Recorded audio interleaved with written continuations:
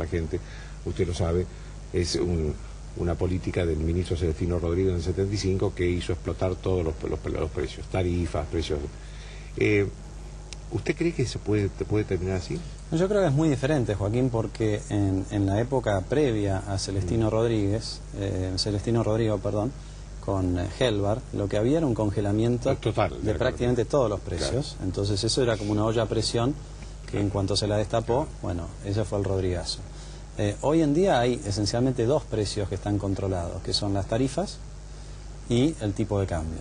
Las tarifas, el gobierno hizo un intento a fines del año pasado y después se dio cuenta que no le iba a ir tan bien, entonces en vez de el tarifazo que anunció con el rótulo de sintonía fina, dijo, no, en vez de ahorrarme esos pesos con un tarifazo, me los ahorro emitiéndolos en el Banco Central, ¿no? Entonces el otro precio que queda desalineado es el del tipo de cambio. Yo no creo que haya acá la posibilidad de un Rodrigazo. Sí creo que hay una posibilidad de que si el gobierno insiste con las decisiones que viene tomando, tengamos una fuerte recesión con inflación, que es el peor de los mundos, ¿no? Claro. Porque esta es la gran diferencia, Joaquín, entre lo que ocurre hoy y en el 2009. En el 2009... O lo que ocurre en Europa en este momento, que hay deflación. O en Europa. En Europa hay deflación con recesión, ¿no? Acá tenemos una fuerte desaceleración en la economía, pasamos de 9 a 0, pero la inflación se mantuvo, pasó de 22 a 24, ¿no? Claro. Que no es lo que ocurrió en el 2009. Y creo que este es el peor escenario para una economía, no crecer. Y además de no crecer, tener el castigo de la inflación o de la alta inflación, bueno, esto solamente es atribuible a una secuencia de malas decisiones en política económica que es fácil de revertir, para cualquiera que viene de afuera lo ve y es fácil de revertir, pero es difícil que este gobierno lo haga, ¿no? Déjeme hacer una última pregunta. ¿Qué pronóstico tiene usted de este plan de viviendas con fondos del ANSES?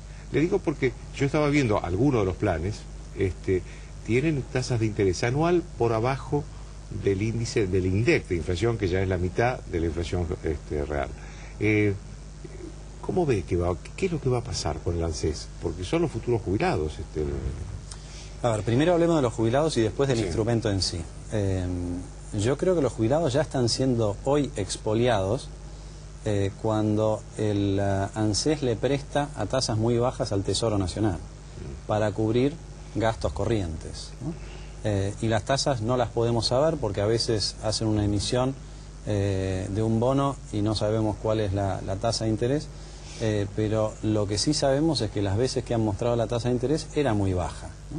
O sea, este mecanismo de ir aprovechando el ANSES para financiarse barato ya lo usa el Tesoro. Si yo tengo que elegir, prefiero que le presten al sector privado, a las pequeñas familias para construir una vivienda que no tienen, antes que se lo presten directamente al Tesoro, ¿no? Me parece que habría que establecer una tasa de interés que no implique para el ANSES una pérdida de recursos, como viene sucediendo hasta ahora.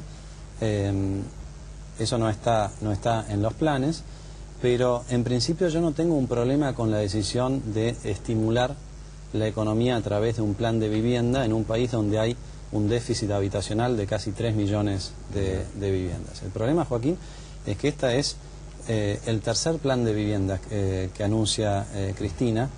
Creo que son 7 u 8 durante toda la gestión del kirchnerismo, y si hay que guiarse por lo que ha sido el resultado de los últimos planes, es difícil ser optimista, ¿no? Lo que propone Kicillof es colocar 20.000 millones de pesos en créditos a través de una sola institución financiera, que es el Banco Hipotecario Nacional. Para que se entienda, el Banco Hipotecario Nacional hoy tiene una cartera de préstamos para la vivienda de 1.600 millones de pesos nomás. O sea, tiene que multiplicar por 10 en un año a través de 53 sucursales en todo el país. No va a suceder eso. Claro. Esta sí es la última.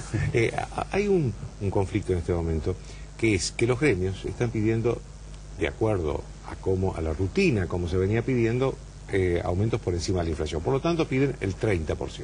Caso del camionero, caso de la alimentación, hoy que como comparo porque no se lo dan.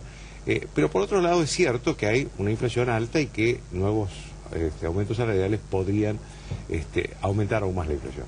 Es decir, quiero que me dé, ¿cuál es la solución a eso? La solución es ajustar el mínimo no imponible, Joaquín.